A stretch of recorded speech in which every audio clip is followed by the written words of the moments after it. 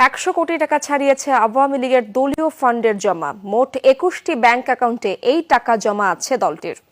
স্বাস্থ্য এবং স্বাদের মধ্যে চমৎকার একটা ব্যালেন্স করে পীর প্রিমিয়াম আয়োডাইজড লবণ। বেলা 11টা নাগাদ আওয়ামী লীগের কোষাধ্যক্ষ আশিকুর রহমানের নেতৃত্বে 4 সদস্যের প্রতিনিধি দল যায় নির্বাচন কমিশনে। ইসি সচিব শফিউল আজিমের কাছে 2023 পঞ্জিকা বছরের আয় ব্যয়ের হিসাব জমা দেয় দলটি। বিশ্লেষণে দেখা যায় 2022 সালের তুলনায় 23 সালে আয় ব্যয় দুটোই বৃদ্ধি পেয়েছে।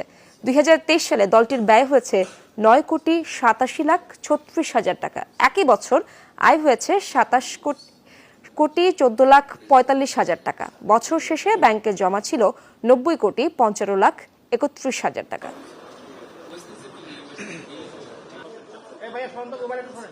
নির্বাচন কমিশনে নিবন্ধিত সকল রাজনৈতিক দলকে প্রতি বছর তার পূর্ববর্তী ক্যালেন্ডার ইয়ারের ইংরেজি বর্ষের আয় ব্যয়ের হিসাব দিতে হয়। বাংলাদেশ আওয়ামী লীগ প্রতি বছর যথারীতি আইন অনুসরণ করে নির্বাচন কমিশনকে জমা দেয়।